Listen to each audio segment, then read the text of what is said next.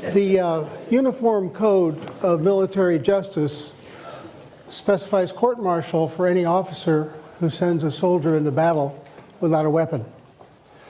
There ought to be a similar protection for students, because students shouldn't go out into life without an ability to communicate. And that's because your success in life will be determined largely by your ability to speak, your ability to write, and the quality of your ideas in that order. I know that I can be successful in this because the quality of communication, your speaking, your writing, is largely determined by this formula. It's a matter of how much knowledge you have, how much you practice with that knowledge, and your inherent talent. And notice that the T is very small. What really matters is what you know.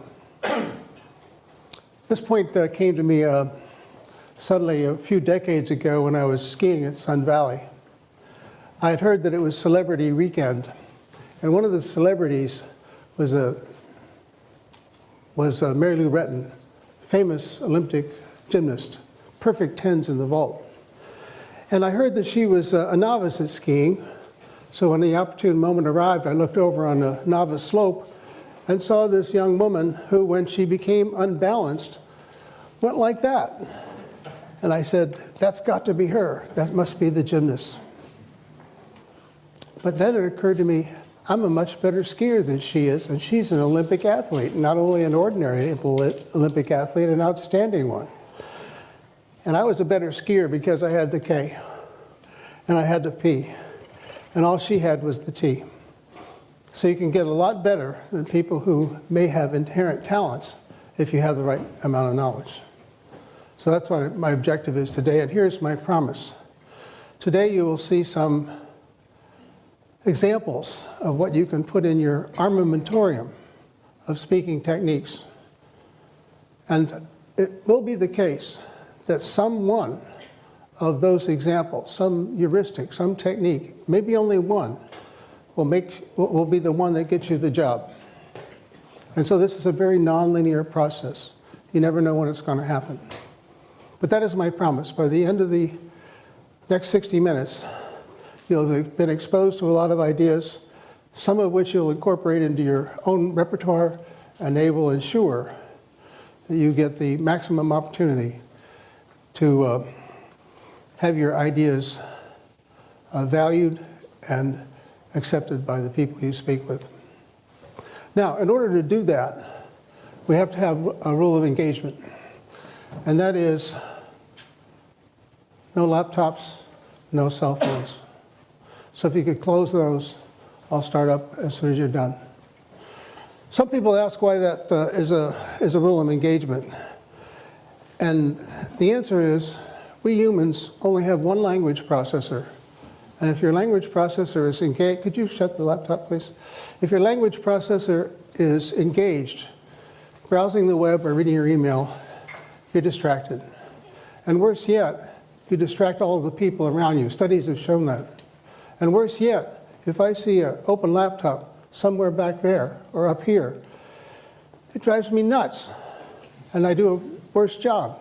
And so that ensures that all of your friends who are paying attention don't get the performance that they came to have.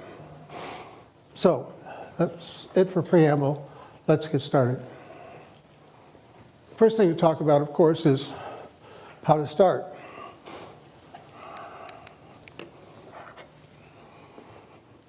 Some people think the right thing to do is to start a talk with a joke.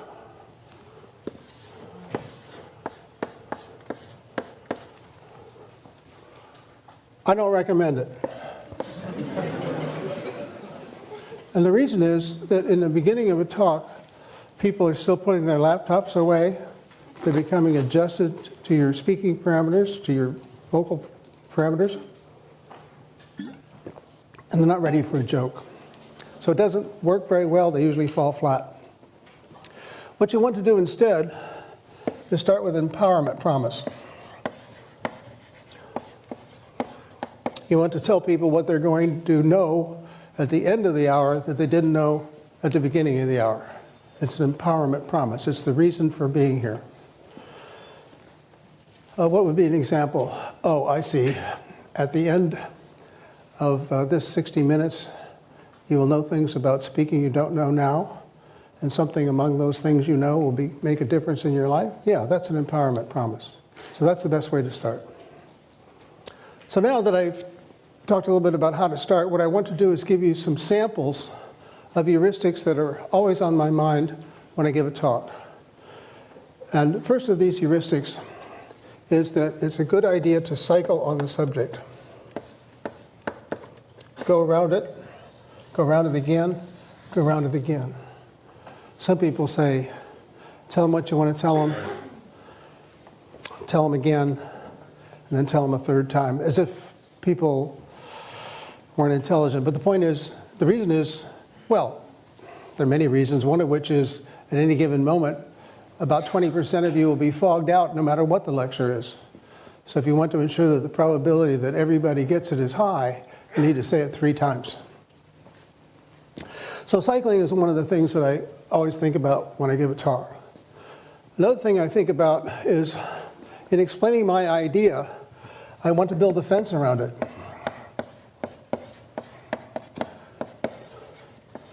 So that it's not confused with somebody else's idea.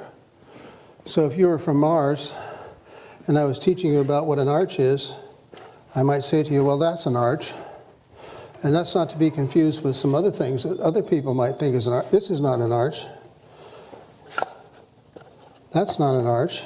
I'm building a fence around my idea so that it can be distinguished from somebody else's idea. So in a more technical sense, I might say, well, my algorithm might seem similar to Jones's algorithm, except his is exponential and mine's linear. That's putting a fence around your idea so that people can not be confused about how it might relate to something else.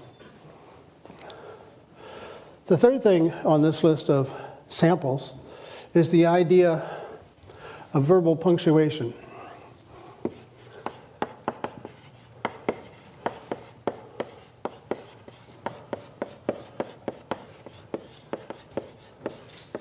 And the idea here is that because people will occasionally fog out and need to get back on the bus, you need to provide some landmark places where you're announcing that it's a good time to get back on. So I might, in this talk, say something about this being my outline. The first thing we're going to do is talk about how to start. Then we're going to deal with these 4 samples. And among these 4 samples, I've talked about the first idea, that's cycling. The second idea, building, and now the third idea is verbal punctuation. So I'm enumerating, I'm providing numbers, I'm giving you a sense that there's a seam in the talk and you can get back on. Okay? So now we're on a roll. And since we're on a roll, can you guess what 4th idea might be here? An idea that helps people get back on the bus?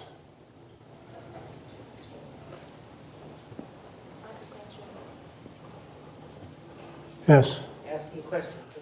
Ask a question, yes. Thank you. So ask a question.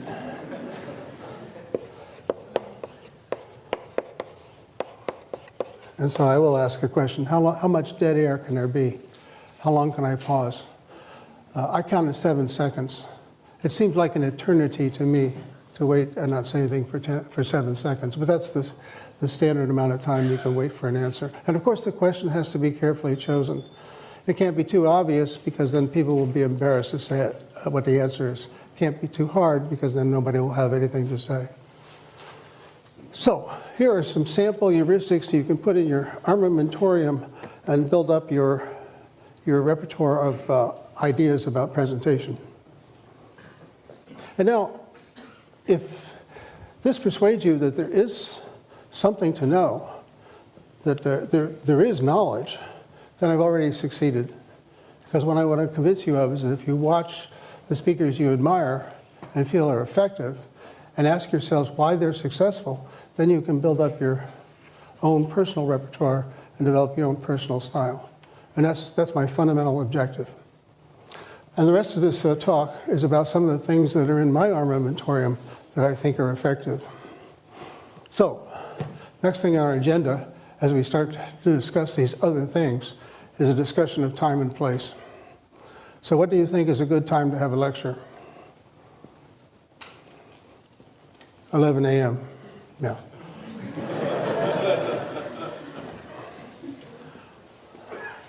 And the reason is, most people at MIT are awake by then, and hardly anyone has gone back to sleep. It's not right after a meal. People aren't fatigued from this or that. It's a great time to have a lecture. So that brings me next to the question of what about the place? And the most important thing about the place is that it be well lit.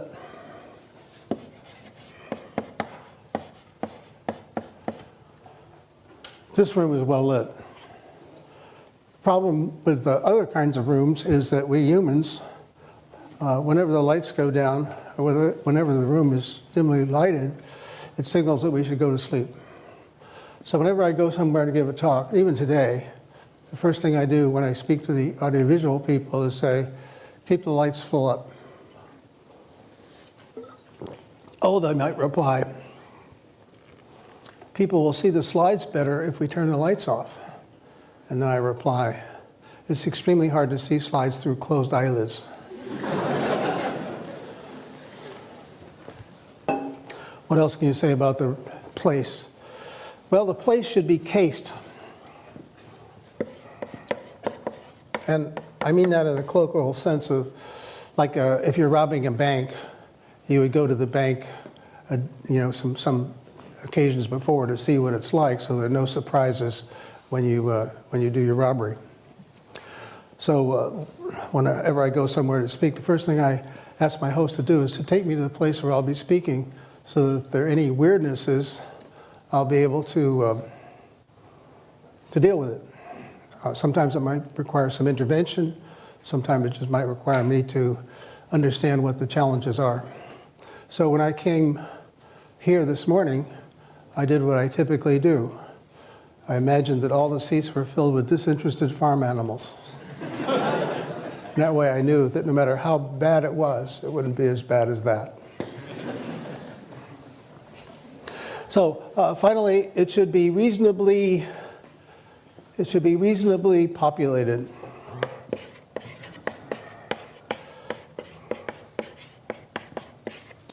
It should be the case that, if there are 10 people in this hall, everyone would be wondering what's going on that's so much more interesting that nobody's here.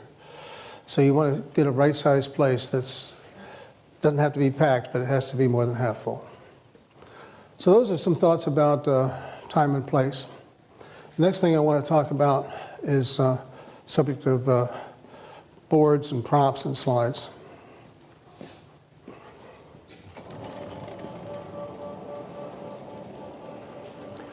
Well, these are the tools of the trade. I believe that this is the right tool for speaking when your purpose is informing. The slides are good when your purpose is exposing. But this is what I use when I'm informing, teaching, lecturing. And there are several reasons why I use it. For one thing, when you use the board, you have a graphic quality. It's the case that when you have a board, then you can easily exploit the fact that you can use graphics in your presentation. So that's the graphic quality that I like. And the next thing I like is a speed property. The speed with which you write on the blackboard is approximately the speed at which people can absorb ideas. If you go flipping through a bunch of slides, nobody can go that fast. Finally, one great property of a board is that it can be a target.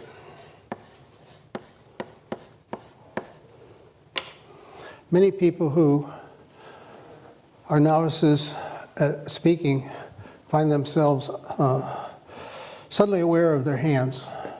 It's as if their hands were private parts that shouldn't be exposed in public, so right away they go into the pockets. And this is considered insulting in some parts of the world. Or alternatively, maybe the hands will go in back like this. I was once in a convent in Serbia, and my host, as soon as we entered, a nun came up to us and offered us a refreshment. And I was about to say, no, thank you, when he said, eat that stuff or die. It's a question of local custom and politeness. But then, before anything happened there, the nun pulled my hands off like this, because it was extraordinarily insulting in that culture to have your hands behind your back. So why is that? Well, it's usually supposed that it has to do with whether you're concealing a weapon. So if your hands are in your pockets or behind your back, then it looks like you might have a weapon. And that's what I mean by the virtue, one of these virtues of the board. Now you have something to do with your hands. You can point out the stuff. I was once watching Seymour Papert give a lecture, and I thought it was terrific. So I went a second time. First time to absorb the content, second time to note the style. And what I discovered is that Papert was constantly pointing at the board. And then I thought about it a little while, and I noted that none of the stuff he was pointing to had anything to do with what he was saying. Nevertheless, it was an effective technique. So that's just a little bit about the virtue of blackboards. Now I want to talk about props. You know, the custodians of knowledge about props are the playwrights. Many decades ago, I saw a play by Heinrich Ibsen. It was Hedda Gabler.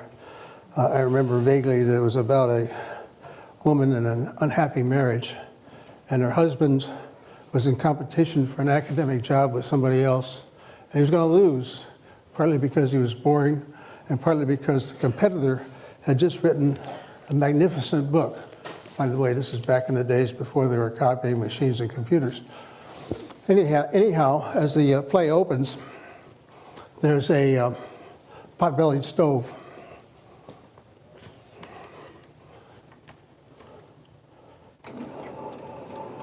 And in the beginning of the play, the pot-bellied stove with its open door just has some slightly glowing embers.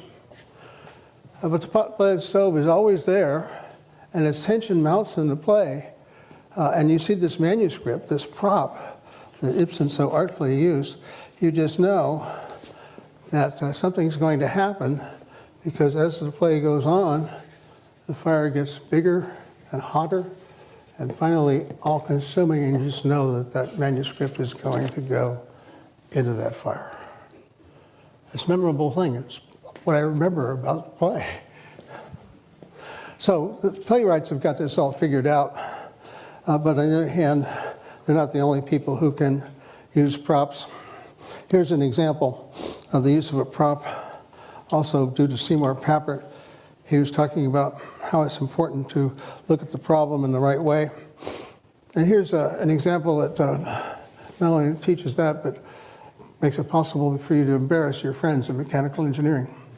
So here's what you do. You take this bicycle wheel, you start it spinning, and then you put some torque on the axle. Or equivalently, you blow on the edge. And the issue is, does it go that way? Or does it go that way? Now the mechanical engineers will immediately say, oh yes, I see, right-hand screw wheel. And they'll put their fingers in this position, but forget exactly how to align their fingers with various aspects of the problem. And so it's usually the case that they get it right with about a 50% probability. So their very fancy education gets them up to the point where they're equivalent to flipping a coin. But it doesn't have to be that way, because you can think about the problem a little differently. So here's what you do. You take some duct tape and you put it around the part of the wheel like that. And now you start to think about not the whole wheel, but just the little piece that's underneath the duct tape.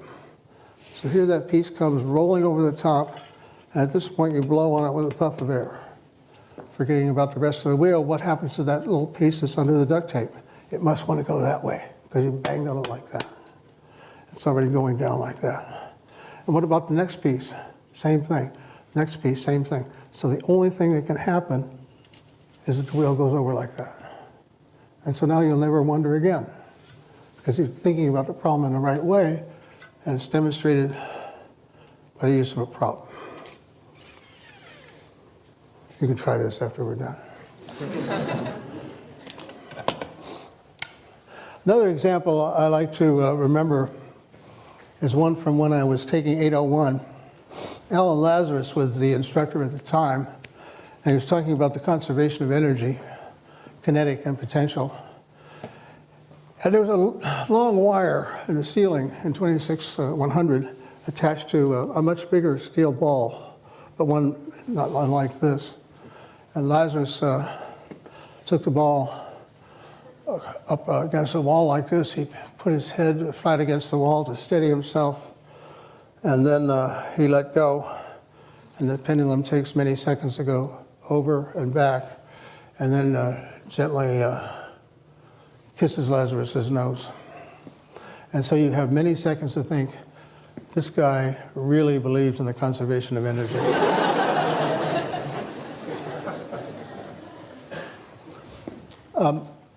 Do not try this at home. The problem is that first time you do this, you may not just let go. There's a natural human tendency to push.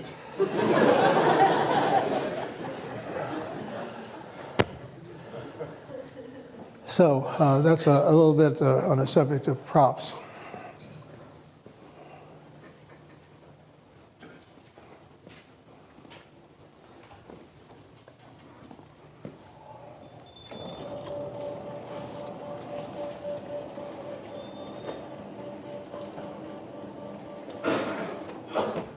You know, it's interesting, whenever surveys are taken, students always say more chalk, less PowerPoint.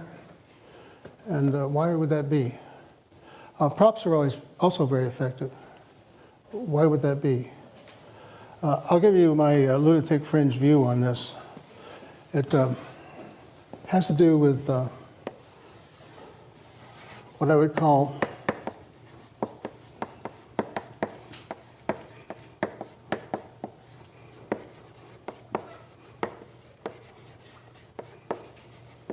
empathetic mirroring.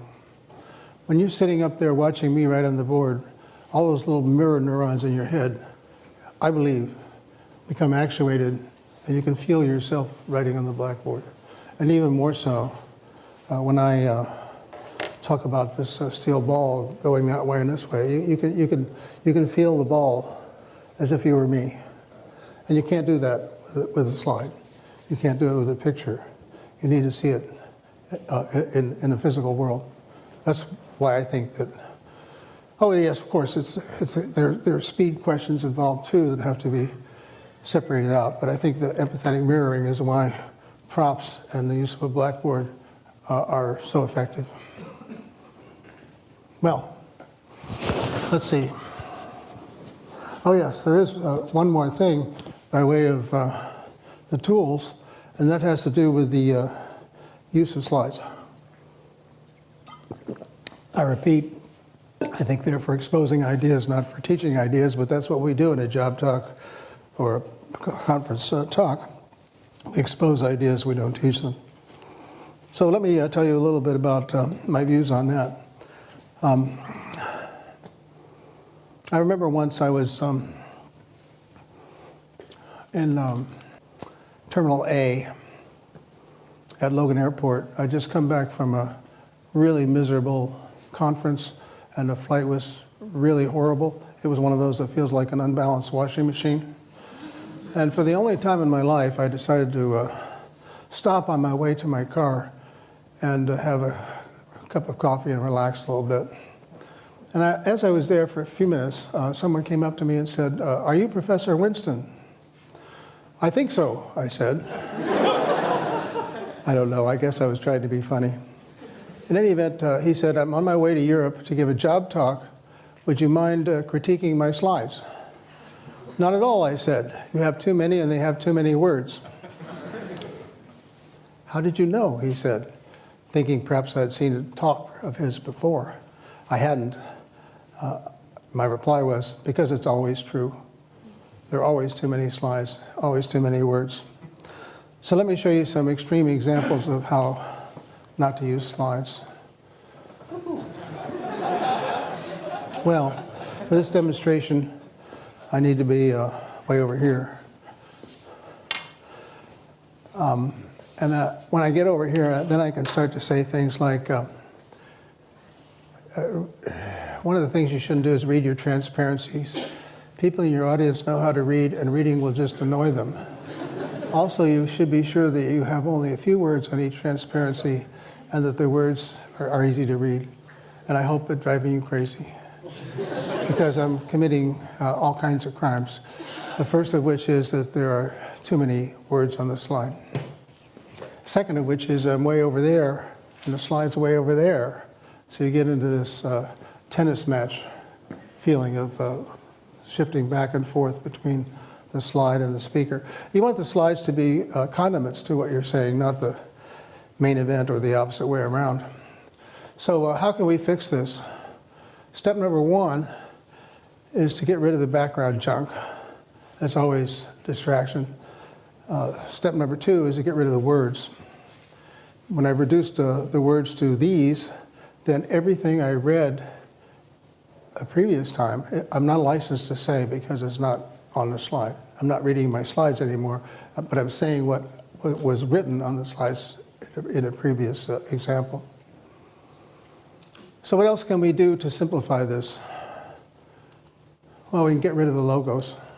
We don't need them. Simplification. What else can we do? Get rid of the title. Now I want to talk to you about some rules for slide preparation. I'm telling you the title. It doesn't have to be up there. By reducing the number of words on the slide, I'm allowing you to pay more attention to me and less to what's written on the slide. I mentioned it before, we have only one language processor, and we can either use it to read stuff or to listen to the speaker. And so if we have too many words on the slide, it forces people in the audience to read this stuff and not listen. A student of mine did an experiment a few years ago. He taught some students some web-based programming ideas. Half the information was on slides. He said the other half. And then for a control group, he reversed it. And the question was, what did the subjects, that is to say, freshmen in his fraternity, what did the subjects remember best? What he said or what they read on the slide? And the answer is what they read on the slide. When their slides have a lot of material on it, they don't pay attention to the speaker. In fact, in the after-action report, one of the subjects said, "I wish you hadn't talked so much. It was distracting." Well, the last item is eliminate clutter. Now, here's some clutter. No reason even for those bullets. So the too many words problem is a consequence of a crime Microsoft has committed by allowing you to use fonts that are too small. So you should all have a sample slide like this that you can use to determine what the minimum font size is that's easily legible. Shiru, what do you think of those? Which size is right? What's that? Did you ask them which size is right? Yeah. Minimum, maybe. 40 or 50? Yeah, he says 40 or 50. I think it's about right. 35 is beginning to get too small. Not necessarily because you can't read it, but because you're probably using it to get too many words on the slide. What other crimes do we have? Well, we have the laser pointer crime. And for that, I really want. You know, in the old days, when we didn't have laser pointers, we used wooden ones, and people would go waving these things around, and pretty soon it became almost like a baton twirling contest. So here's what I recommended in the old days for dealing with this kind of pointer. This example of the use of a prop. Jim Glass up there saw this talk about 20 years ago and said, oh yeah, I remember that talk. That's the one where you broke the pointer. It's amazing how props tend to be the things that are remembered. Well, now we don't have physical pointers anymore. We've got laser pointers. And it's a wonder more people aren't driven into epileptic fits over this sort of stuff. But here's what tends to happen. Look at that. It's a lovely recursive picture, and I can become part of it by putting that laser beam right on the back of my head up there. And what do you see? You see the back of my head. I have no eye contact, no engagement, nothing. I was sitting with a student watching a talk one day, and she said, you know what? We could all leave, and he wouldn't know. So what happens when you use a laser pointer? You can't use a laser pointer without turning your head and pointing it at something. And when you do that, you lose contact with the audience. You don't want to do it. So what do? If you need to identify something in your image and you don't want to point at it with a laser? This is what you do. Put a little arrow on there and say, now look at that guy number one, at the end of arrow number one. You don't need to have a laser pointer to do that.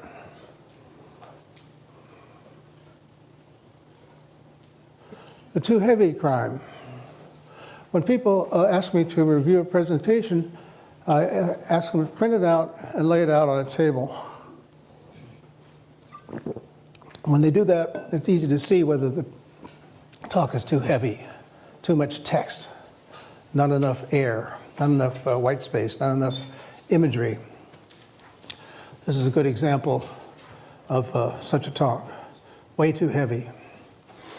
The presenter has taken advantage of small font sizes to get as much on the slide as he wanted. Lots of other crimes here, but the too heaviness, the fact that it's too heavy is what I wanted to illustrate. So here, by contrast, is another talk, one I gave a few years ago. It wasn't a deeply technical talk, but I show it to you because there's air in it. It's mostly pictures of things. There are 3 or 4 slides that have text on them, but when I come to those, I give the audience time to read them. And they're there because they might have some historical significance. The first slide with a lot of text on it is an extraction from the 1957, from the proposal for the 1957 AI conference at Dartmouth. Extraordinarily interesting event, and that historical extraction from the proposal helps drive that point home. What else have we got here? Oh yeah, your vocabulary word for the day. This is an apax legomenon. What that means is, this is the kind of slide you can get away with exactly once in your presentation. This is a slide that got some currency some years ago because it shows the complexity of governing in Afghanistan by showing how impossibly complex it is. It's something you and the audience can't understand, and that's the point. But you can't have many of these. You can have one per work, one per presentation, one per paper, one per book. That's what apax legomenon is, and this is an example of it. Well, I've shown you some crimes, and so you might be asking, do these crimes actually occur? So they do.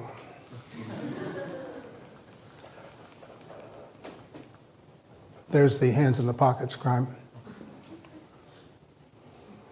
There's a crime in time and place selection here. This is how you get to the Bartos Theater. First thing you do is you get down these steps over at the Media Lab. Then you cross this large open space. Then you turn right down this corridor. At this point, whenever I go in there, I wonder if there are torture implements around the corner. And then when you get in there, you get into this dark, gloomy place. So it's well named when they call it the Bartos Theater, because it's a place where you can watch a movie, but it's not a place where you can give a talk. Now, on a subject of does it happen, here's a talk I attended a while back in Stata. Notice that the speaker is far away from the slides.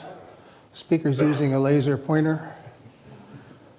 And you say to me, well, what's happening here? It's, by the way, the 80th slide in the presentation.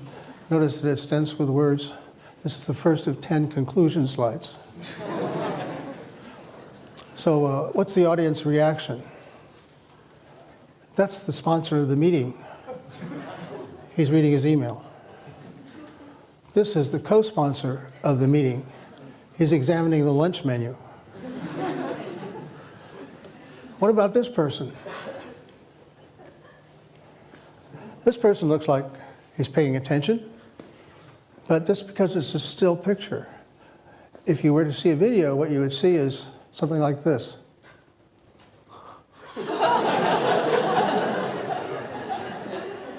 So yeah, it does happen. Well, now that's a quick review of tools. Now I want to talk about some special cases. We could talk a little bit about informing, or to say it another way, doing what I'm doing now. But I'll just say a few words about that. In that kind of presentation, you want to start with a promise, like I did for this hour that we're going through now. But then it comes to the question of how do you inspire people?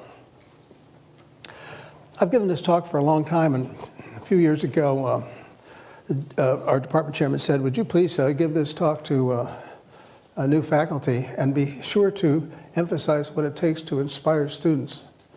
And strangely, I hadn't thought about that question before, so I started a survey. I talked to some of my incoming freshman advisees, and I talked to senior faculty and everything in between about how they've been inspired. What I found from the incoming freshmen is that they were inspired by some high school teacher who told them they could do it. What I found in the senior faculty, they were inspired by someone who helped them to see a problem in a new way. And what I saw from everyone is that they were inspired when someone exhibited passion about what they were doing. Exhibited passion about what they were doing. Yeah, so that's one way to be inspiring. It's easy for me because, you know, I do artificial intelligence. How can you not be interested in artificial intelligence, right? I mean, if you're not interested in artificial intelligence, you're probably not interested in interesting things. So when I'm lecturing in my AI class, it's natural for me to talk about what I think is cool and how exciting some new idea is. So that's the kind of expression of passion that makes a difference while informing with respect to this question of inspiring. Oh yeah, and of course during this promise phase, you can also express how cool stuff is. Let me give you an example of a lecture that starts this way. I'm talking about resource allocation. It's the same sort of stuff you would think of when it's the same sort of ideas you would need if you're allocating aircraft to a flight schedule or trying to schedule a factory or something like that. But the example is putting colors on the states in the United States without any bordering states having the same color. So here goes. This is what I show in the beginning of the class. This is a way of doing that coloring. And you might say, well, why don't we wait till it finishes? Would you like to do that? No? Well, we're not going to wait till it finishes because the sun will have exploded and consumed the earth before this program finishes. But with a slight adjustment to how the program works, which I tell my students, you will understand in the next 50 minutes, this is what you get. Isn't that cool? You know, you got to be amazed by stuff that takes a computation from longer than the lifetime of the solar system into a few seconds. So that's what I mean by providing a promise up front and expressing some passion about what you're talking about. Well, the last item in this little block here is it has to do with what people think that they do at MIT. You ask faculty what the most important purpose is, and they'll say, well, the most important thing I do is teach people how to think. And then you say, oh, that's great. How do you teach people how to think? Blank stare. No one can quite respond to that part, that natural next question. So how do you teach people how to think? Well, I believe that we are storytelling animals, and that we start developing our story understanding and manipulating skills with fairy tales in childhood and continue on through professional schools like law, business, medicine, engineering, everything. And we continue doing that throughout life. So if that is what thinking is all about, then when you want to teach people how to think, you provide them with the stories they need to know, the questions they need to ask about those stories, mechanisms for analyzing those stories, ways of putting stories together, ways of evaluating how reliable the story is, and that's what I think you need to do when you teach people how to think. But that's all about education, and many of you here, not necessarily for that, but rather for this part, for persuading, which breaks down into several categories: oral exams, not shown, job talks, getting famous. I won't say much about oral exams, other than the fact that they used to be a lot scarier than they are today. In the old days, reading the literature in a foreign language was part of that, and there was a high failure rate. And when you look back on those failures, the most usual reason for people failing an oral exam is failure to situate and a failure to practice. By situate, I mean it's important to talk about your research in context. This is a problem that's being pursued all over the world. There hasn't been any progress before me in the past 30 years. Everyone is looking for a solution because it will have impact on so many other things. So that's situating in time and place and field. And then as far as practice is concerned, yes, practice is important, but that doesn't mean showing your slides to the people who share an office with. The problem with that is that if people know what you're doing, they will hallucinate that there's material in your presentation that isn't there. It isn't there. A variation on the same, by the way, is your faculty supervisor is not a very good person to help you debug a talk, because they, in fact, know what you're doing, and they will, in fact, hallucinate there's material in your presentation that isn't there.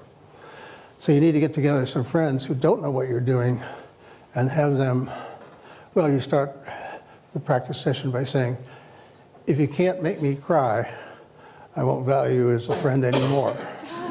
And then when you get to the faculty on a oral exam, it will be easy. You see, difficulty, or the amount of flack you'll get from somebody is proportional to age. The older somebody is, the more they understand where they are in the world. But the young people are trying to show the old people how smart they are, so they'll be vicious. So whenever you have an opportunity to have an examining committee that's full of people with gray hair, that's what you want. Well, that's just a word or two about something I haven't listed here. Let's get into the subject of job talks. So I was sitting in a bar many years ago in San Diego. I was a member of the Navy Science Board, and I was sitting with a couple of my colleagues on the board. Dolores Eder from the University of Colorado. She made me so jealous I could spit because she'd written 21 books and I'd only written 17. And then the other one was Bill Weldon from the University of Texas. He was a electromagnetism guy, and he knew how to use rail guns to drive steel rods through tank armor. These were interesting people. So I said, what do you look for in a faculty candidate? And within 1 microsecond, Dolores said, they have to show us they've got some kind of vision. Quickly followed by Bill, who said, they have to show us that they've done something.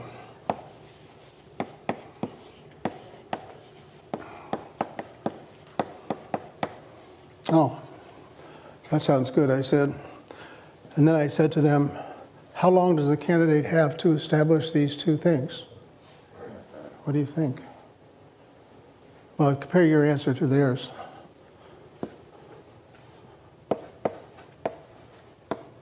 Five minutes. So if you haven't expressed your vision, if you haven't told people that you've done something, in 5 minutes you've already lost. So you have to be able to do that. And let me just mention a couple of things in that connection. Here, which is, the vision is in part a problem that somebody cares about and something new in your approach.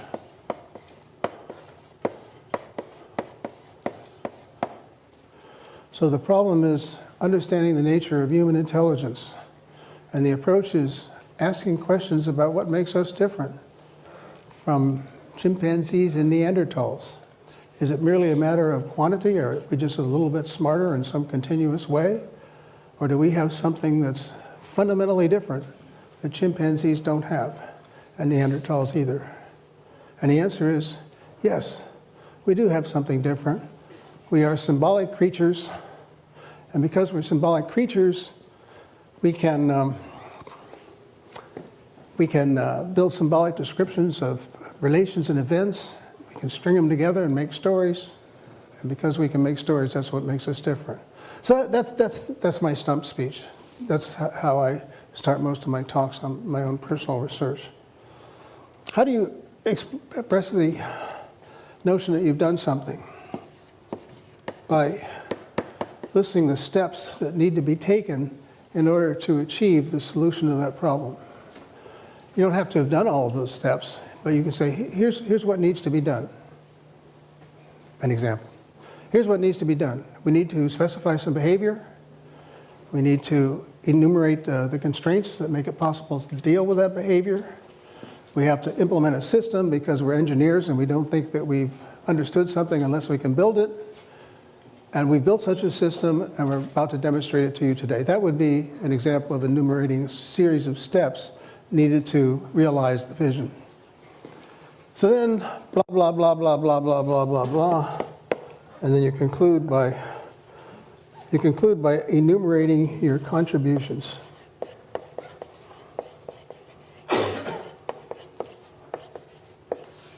It's kind of mirror of these steps, and it helps to establish that you've done something. So that's a kind of general purpose framework for doing a technical talk. Now, only a few more things left to do today. Getting famous is the next item on our agenda, because once you've got the job, you need to think a little bit about how you're going to be recognized for what you do. So,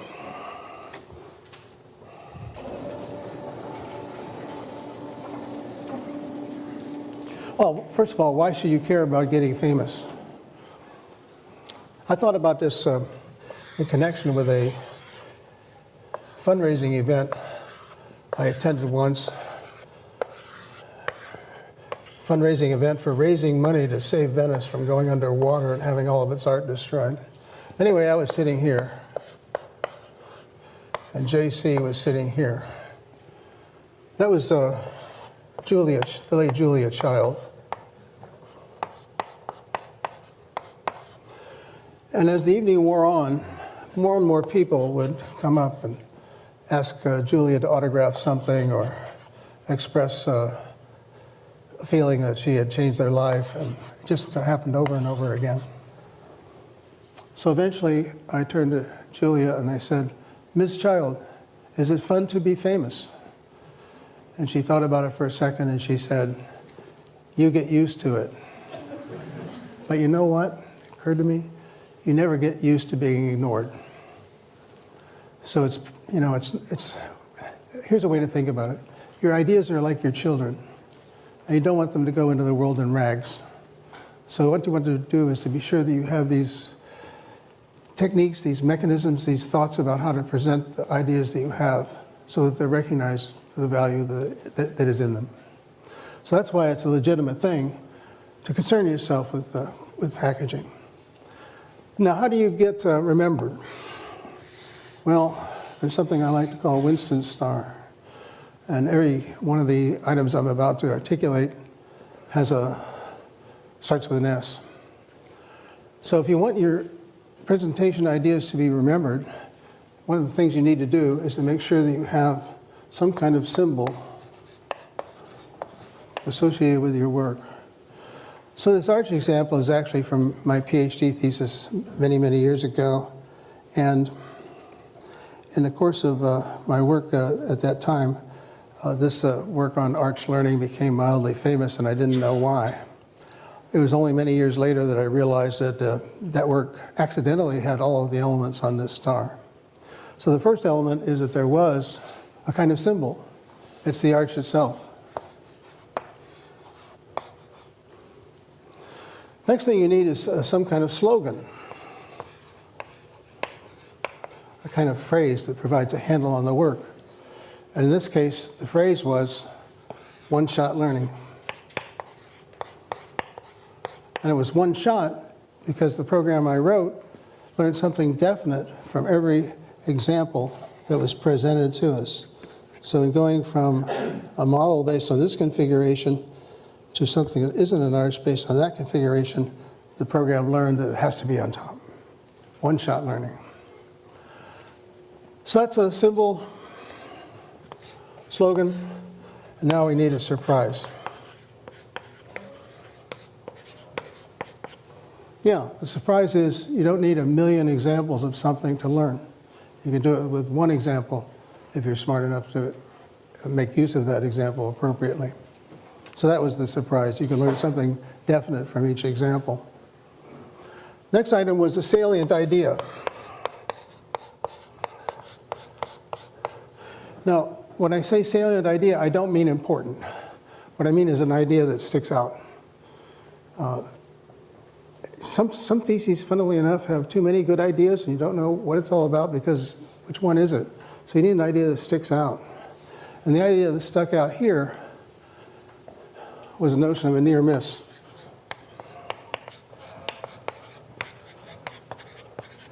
You see, this is not an arch, but it doesn't miss by much. So it's a near miss. And finally, you need to tell the story of how you did it, how it works, why it's important. So that's a bit on how to not so much get famous, but how to ensure that your work is recognized. Well, we're almost finished because now we're down to this last item, which is how to stop. And when we come to that, there's a question of, all right, well, what is the final slide? And what are the final words?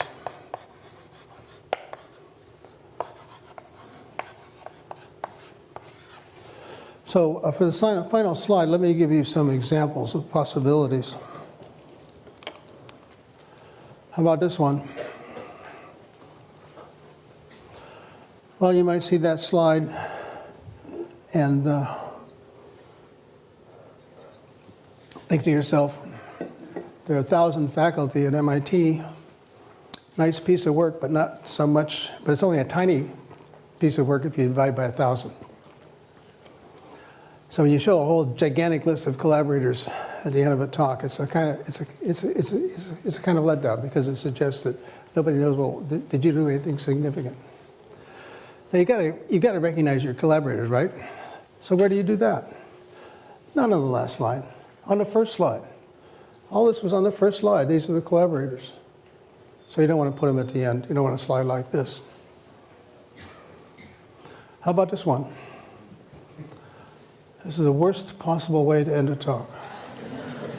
Because this slide can be up there for 20 minutes. I've seen it happen. It squanders real estate. It squanders an opportunity to tell people who you are. It's just... What about this one? I often see it. I've never seen anybody write it down. Also, it wastes opportunity. Oh my God. Even worse. All of these slides do nothing for you. They waste an opportunity for you to tell people, to leave people with who you are. Well, what about this? This a good one? It might seem so at first, but here's the problem. If you say, these are my conclusions, these are perfectly legitimate conclusions that nobody cares about. What they care about is what you have done. And that's why your final slide should have this label, contributions. It's a mirror of what I said over there about how job talks ought to be like a sandwich. And the final slide, the one that's up there while people are asking questions and filing out, it ought to be the one that has your contributions on it. Here's an example from my own stump speech. Yeah, this is what I talk about a lot. Yes, here are the things that I typically demonstrate. And I wait for people to read it. And then the final element there is, this is what we get out of it. So that's an example of a contribution slide. All right, now, what about the other part? You know, you got your final slide up there, it's a contribution slide. Somehow you have to tell people you're finished. So let's check out a few possibilities. One thing you could do in the final words is you could tell a joke. It's okay. By the time you're done, people have adjusted themselves to your voice parameters. They're ready for a joke. I was sitting in another bar, this time in Austin, Texas, with a colleague of mine named Doug Lenat. And Doug's a fantastic speaker. And so I said to Doug, Doug, you're a fantastic speaker. What's your secret? And he said, oh, I always finish with a joke, and that way people think they've had fun the whole time. So yeah, a joke will work down there. How about this one?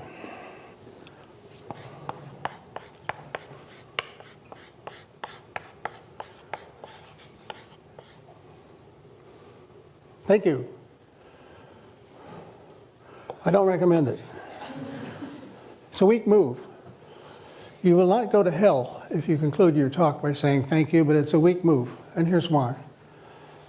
When you say thank you, even worse, thank you for listening, it suggests that everybody has stayed that long out of politeness and that they had a profound desire to be somewhere else, but they're so polite they stuck it out, and that's what you're thanking them for.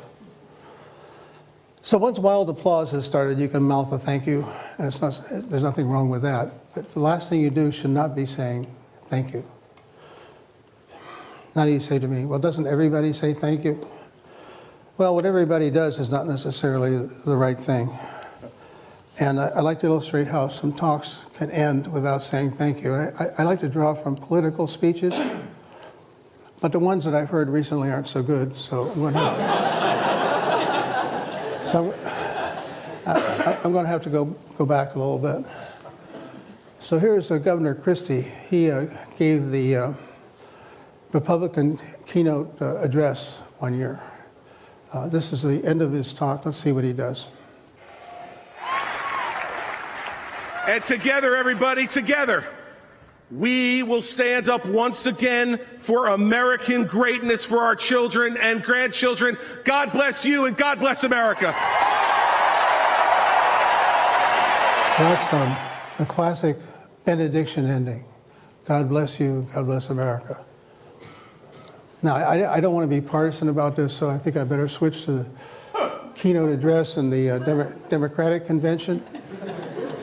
I was delivered that year by Bill Clinton, who knows something about how to speak. If that is what you want, if that is what you believe, you must vote and you must re-elect President Barack Obama.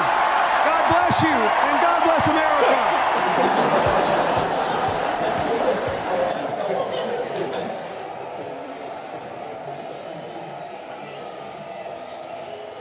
Now watch this. Let's go back a little bit and redo it. What I want you to see is that at one point he seems to be almost pressing his lips together, forcing himself not to say thank you. And then there's another place where he does a little salute. So watch for those this time around. If that is what you want, if that is what you believe, you must vote and you must re-elect President Barack Obama. God bless you and God bless America. That's where he's pursing his lips. There's a salute.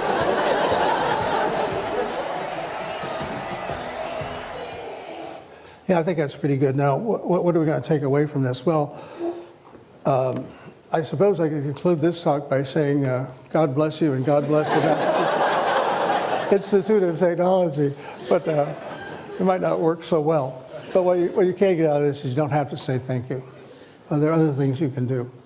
And you know, it's interesting that over time people figure this out and there's some stock ways of ending things. So in the Catholic Church, in the good old Latin Mass, it landed with ite missa est, which translates approximately to, okay, the Mass is over, you can go home now. And of course, at musical concerts, you know that it's time to clap, not at the end of the song, but rather when the conductor goes over and shakes hands with the concertmaster. Those are conventions that tell you that the event is over. So those are all possibilities for here. But one more possibility, and that is that you can salute the audience. And by that I mean you can say something about how much you value your time at a place. So I could say, well, it's been a great fun being here. It's been fascinating to see what you folks are doing here at MIT. I've been much stimulated and provoked by the kinds of questions you've been asked. It's been really great, and I look forward to coming back on many occasions in the future. So that salutes the audience. You can do that. Well, there it is. You know what? I'm glad you're here. And the reason is by being here, I think you have demonstrated an understanding that how you present and how you package your ideas is an important thing. And I salute you for that. And I suggest that you come back again and bring your friends.